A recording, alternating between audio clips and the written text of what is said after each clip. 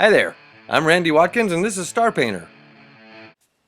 Another thing at Star Painter that we like to do is to spotlight fans of all types, with collectibles ranging anywhere from action figures to zebras. This is Dave, and Dave is going to show us his collection of guitar picks, drumsticks, and other concert memorabilia that he has collected over how long? It's been quite a few years. Basically from the beginning when I seen my first concert about 1976, 77. Yeah. Deep Purple way back then, and I've been collecting anything I can rock and roll since. Love music. Would you have a favorite one of these? Oh, you got so many. They're all very special to me. 90% of what I've got is stage used, which is what I prefer, not something that was just something with a signature on it. But I get it directly from the guitar player or the drummer themselves. Probably my Robin Trower stands out. That one I went with a goal in mind. I wanted that Robin Trower guitar pick, and I got it that night. That one was very special. Boy, I'm thinking about 12 years ago or so. Yeah, about 12 years ago. I planted myself front row on stage right, and that's where I knew he would be standing. Really? And I was right in front of him.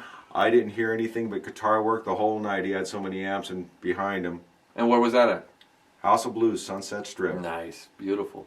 Yeah, great place to see a good show. Do you remember the first one you collected?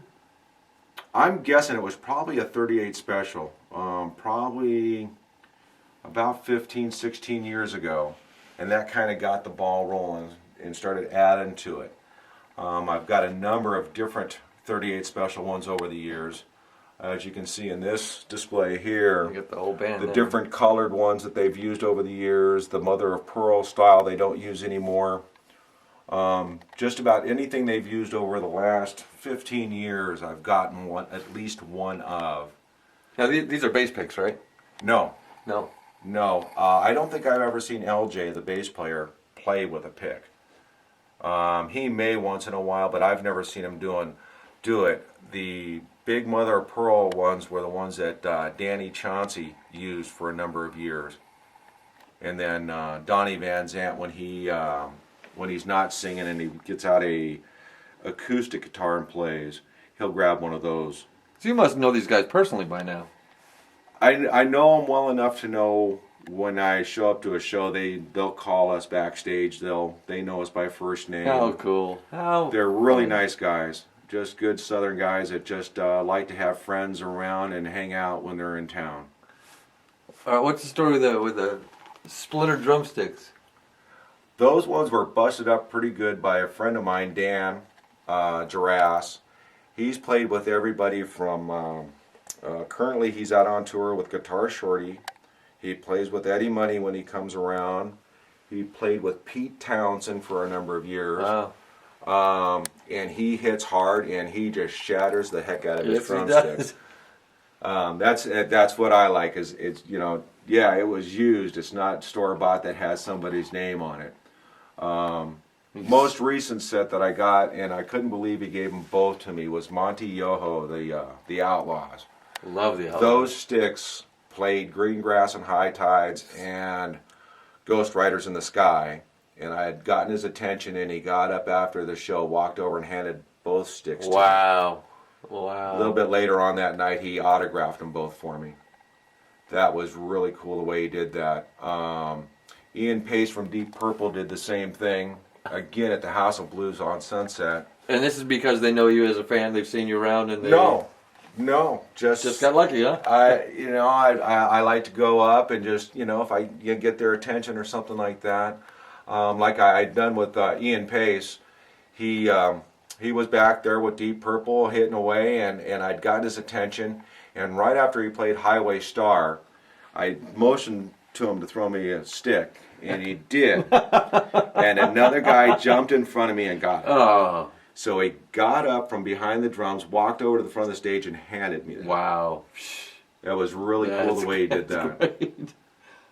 And Steve Smith of Journey. Yeah. Roger Earl of Foghat. Yeah, look at this collection. These are pretty good ones. Most people go to a lot of shows. They're lucky they see somebody else get a drumstick. I've got that many in my collection. I've got a couple more that I haven't put in here yet. Not big name stuff, but a couple more that I'm going to add to the collection.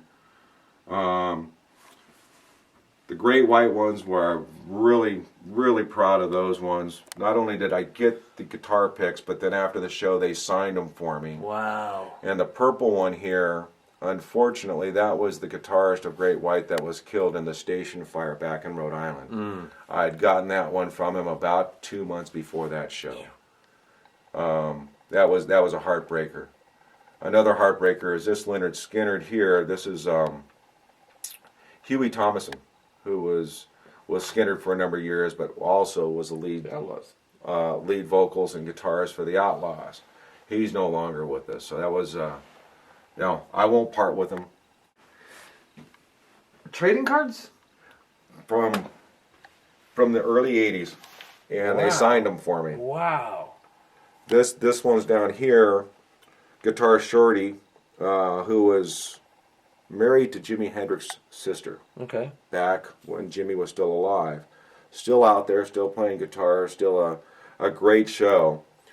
He busted a string at a show he did for us, and I got the string as well. No way. It stage used, I said I had to have it. You bet. And he was more than happy to give it to me. Just saw him again about 3 weeks ago, and he was a really good show. Now this is a license plate that I had years ago on my car, and I took it backstage. Universal Amphitheater, now known as the Gibson Amphitheater, and all the original members, short of John Panazzo, the original drummer, autographed it for me. John had passed away before this, but all the original Tommy Shaw, Chuck Panazzo, John Panazzo's twin brother, JY, and Dennis D. Young, and this is Todd Sanchez, who's still playing drums with Sticks. Okay. Kenny Loggins. That was my first painting ever signed, Kenny Loggins. See, he's a really nice guy. Here's some pictures of me, and this is one of the first pictures I took. Gosh, this was years ago. I had my telephoto lens playing around with it, and I was front row. And I took that picture of Donnie Van Zandt of 38 Special, and a number of years later I took it and he autographed it for me. Oh, great. Rarely do you ever see Donnie sign Donnie Van Zandt. He normally signs everything just Van Zandt. Oh. Got to meet Billy Gibbons. Years ago, Hot Wheels made a large 124 scale replica of his car. And they're very rare, and it was one of the first ones Hot Wheels ever made that size. I took that and had him autograph it. Wow. Wow. These are Alice Cooper dollar bills. When Alice Cooper's playing and he throws out those giant balloons out into the audience, it's usually filled with these dollar bills. I got a few of them that night. The same night, Donna had gotten one of the picks from one of the guys playing for him at the time. Brian Setzer, this must have been a great show. Foreigner REO in Frampton. That was a lot of fun. That was a lot of fun. That was another one. We were backstage hanging out with the guys. I believe Foreigner was on stage at the time. Frampton had opened the show, and Foreigner was on stage, and my friend and I were sitting right by the sound console, and Peter Frampton's bass player and drummer came and sat down next to us. So we got their autographs on a couple of things as well. Cool. Well, you're just in the right place at the right time a lot, huh? Absolutely. Absolutely. We have a lot of fun with it. And it's the worst they're going to do is throw you out. Right. So, and you approach these guys and, let them know, for me, how much I appreciate their music and what it's done for me, because I love music. Yep. And they're usually very receptive once you approach them that way. They've all been very gracious. I've never had anybody be rude to me. This not Bill Wyman is quite funny Rolling Stones one. It's when Darryl Jones had replaced him or become the bass player, and he'll play with a pick once in a while, and he had picks made that says not Bill Wyman. Oh, that's cool. I believe this one here is a Mick Jagger. You've seen him every once in a while. He'll pick up an acoustic guitar and play. Eagles, Stone. Joe Walsh, Slash.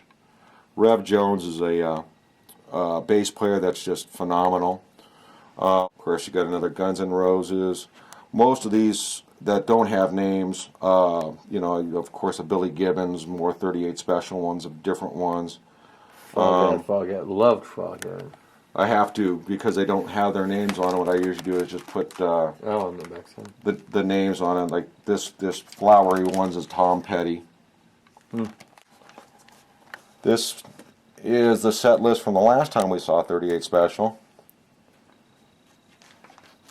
Chain Lightning. That was my favorite 38 Special song. This is the set list from the Outlaws, autographed by the band after the show as well. Another one that I got directly off the stage floor. How long is Greengrass and High Tides now? Usually they'll do a good 8 to 10 minute song. Got to see Creedence Clearwater Revisited recently, and Doug Clifford went back behind the drums, came back and handed me this. It was already autographed. But they have a Born on the Bayou, Green River, Lodi, songs like that, and have it autographed by him. That's a treasure to me. They just gravitate toward you, huh? I just go that way. This was a set list from Kiss. I've got a few of those. Look at that. And to have it burned, I just love having things like that. Obviously shows that they were on the stage and used by the bands. When you remember which lineup these of Kiss? I don't. Look at the burns.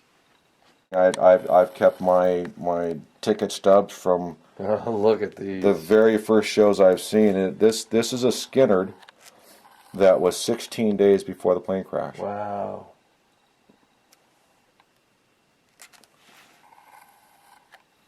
No way. Yes, and that was up here at the Antelope Valley Fairgrounds. No way. Wow. Steve Ray Vaughan and Greg Allman. I've seen a lot of different shows over the years. Foghat autographed, Molly Hatchet all autographed, Great White all autographed. I believe that was the Great White. Yeah, that's the Great White. Kindle, yeah. For years I've been collecting these stuff. This isn't all of them.